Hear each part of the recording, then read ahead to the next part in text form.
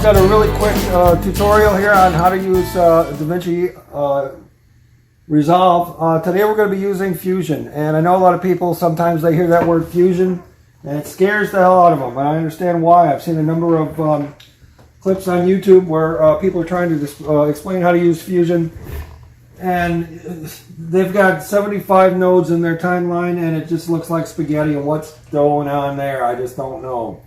The one example I have for today is very simple. It can be done in just a couple of minutes. Mute that audio. Just an introduction on how to get things rolling and get a little bit more familiar with Fusion, so down the road, you can expand your talents and start adding some of the more difficult and more complex transitions and effects to your video. What I did is I had a little creative idea. I took a single camera and I did a really quick video. It's just a couple seconds long, but what I did is I have a short clip at the beginning of the video where I walk through the scene.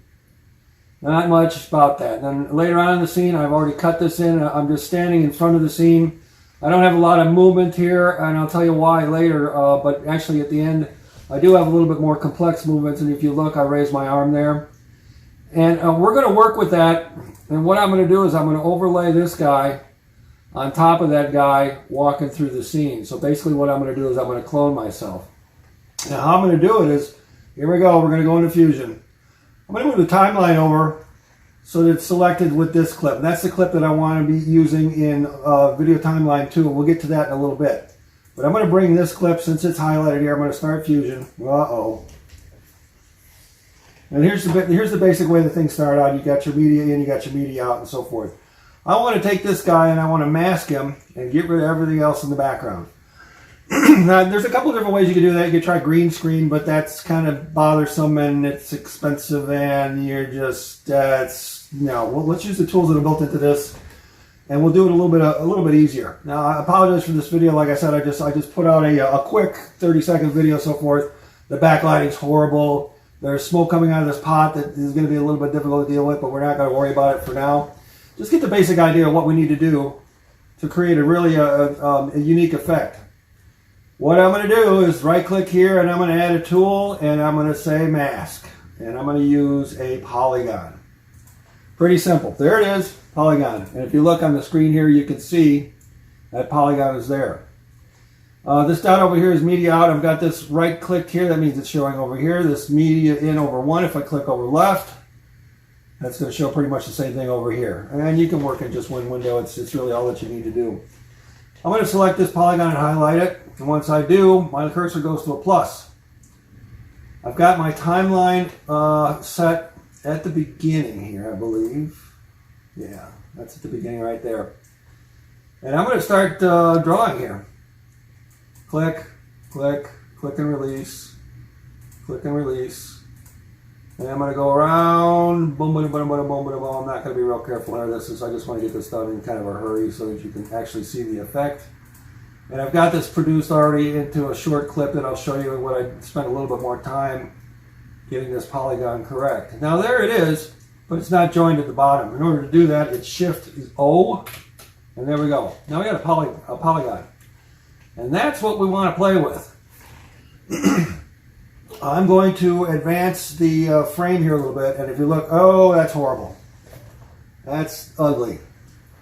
I'm going to, there's a couple different ways to do this, but manually, and for the new of you want to just experiment with this, you can actually physically grab this entire polygon and drag it. I don't have that tool to do it right now. But we can actually, we can probably include that in a future video. There's another YouTube video out there, how to use mask overlays, and a guy puts text in front of a moving car. He's a little bit more detailed on his YouTube, but it's also a lot more confusing. So that's why I thought I would do this, and as a matter of fact, I'm doing it in the very easiest of terms. As you see what I'm doing, I'm moving this polygon, and I'm being sloppy, and just, you can spend a lot of time dialing it in. This clip is not very long, and that's why I said that if you're in this and you know what you're going to do and you know that you're going to be masked out, if you limit your movements, it's a little bit easier to edit yourself into this polygon. And there I've got it moved over a little bit. I'm going to advance my, my frame here a little bit. And you see that I'm not moving and that the polygon stays pretty good. And then I got a little bit more movement, so let's come back over here and do this. And I'll give you an idea a little bit how this polygon knows what to do here in a minute. That's, you can see that, you know, I haven't like done everything, and, you know, obviously move this back over now, and at the end over here I raised my arm, so, you know, I'm going to put this up here and so forth. All right, so that's basically it. Just get yourself a polygon. I'm going to play this, and if you watch the polygon, you see how it kind of moves around and follows me. You know, it knows where the different settings are. You know, I've distorted this over here so you can see. Yeah, I should have added another keyframe over here and did some more editing. But you can see how it follows me around and get the general idea how you can work with it and fine tune it. There's another thing you can do is you can use a soft edge to blur out any inconsistencies between this take and the previous take where I walked behind myself. There might be a little bit different shading in here and so forth. I might not be real exact on my outline, so you can do a little bit of shading, soft edge rather. You want to experiment with that because you'll see in the video later on that I got a little bit distorted on that. Once you're done with that, let's go ahead and add this polygon, this masking, and put it over here like that. Boom. There I am. And if you watch the play here again, you'll see the polygon obviously needed to be adjusted several times during this clip. See, raise it up for my arm there and so forth. You get the general idea. Over here, there's an invert button. If I wanted to take myself out of the scene and just have the background, I could do that. That's not what I was going for here. So we're going to go back to invert and put myself in there. Now that that's done, you notice that I've only have 3 nodes here in Fusion. Pretty simple. There's a number of ways to configure this in here. We could put in a merge. No, that doesn't work. I tried that. I monkeyed with that for a while. And yeah, you see, boom, bad. And the reason you got the flash there is because it's trying to render things in real time and it just didn't keep up.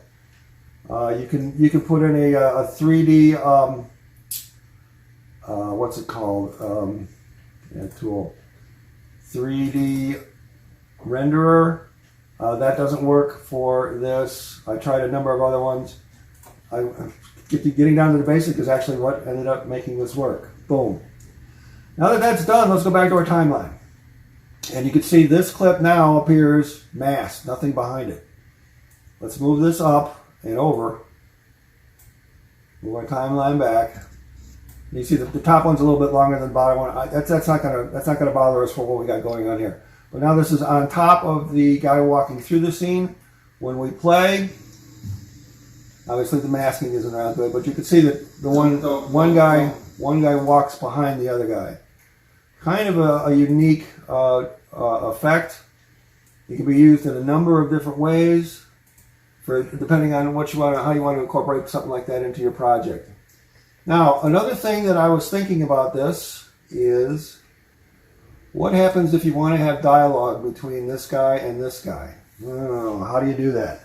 Obviously, you wouldn't be doing it in real time because this scene is filmed prior to this scene.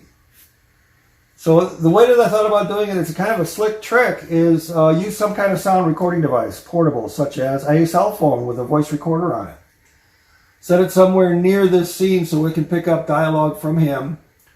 And just start recording as you start to film the scene. And it's best to have something that's portable and small, that's separate from, say, your camera, and so forth.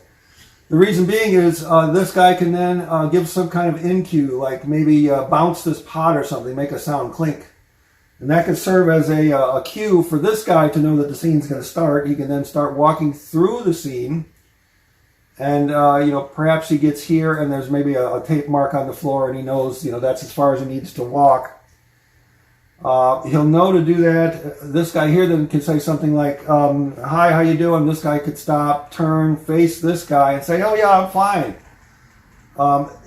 He's listening to that in that recording device with a little earbud in his ear. So he could hear what this guy has said previously and reply to him. Then this guy could pause, like 3 seconds. Hi, how you doing? Pause 3 seconds.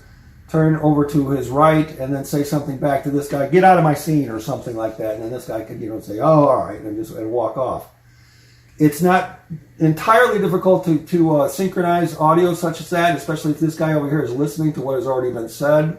And it actually works pretty good if you have a script and you go over, you say, hi, how you doing?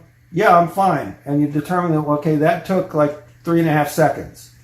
But the reply time that this guy has to talk back is going to be like 1.5 seconds. Hi, I'm fine. And then he knows after 1.5 seconds he can say something else, and just time it. You're going to have to fudge it. If you try to have a dialogue that lasts more than like 10 or 20 seconds, you're probably going to have to split cut it and do it a couple separate scenes, because after a while it might get a little bit off sync and so forth. But anyway, that's just a really quick intro to how to use Fusion, how to mask out something, and so forth. One little other shortcut I'm going to teach you today is that when you're working in Fusion and you need to answer an email or do something, there's no real easy way to minimize this, and this is supposed to work here. Window outline on. Unfortunately, that doesn't work. It would give you a window outline with the minus box up here that you could minimize this window. Doesn't work. Shortcut, hit the window key and B. Bing. There you have it. This is the compiled version of that I did earlier, and you can see I masked it out. There's a little bit of fuzzy in here because I blurred the edges. You can see that over here a little bit, and of course right back there. But it actually, for what you have, you probably wouldn't even notice that, at first look. And I also moved my arm in here, so you can see that's masked out correctly.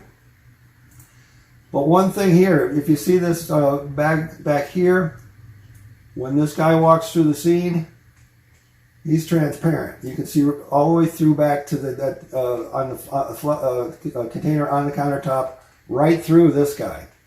In order to fix that, you'd have to design another polygon inside here, and along with the polygon around this, 2 separate polygons, and then you could eliminate that. Pretty simple. Let's start this one more time. And this is how to clone yourself. Pretty simple. Please leave us comments below if you have any suggestions for any future videos, instructional with DaVinci Resolve. Let me know. Please like and subscribe, and thank you very much for your time.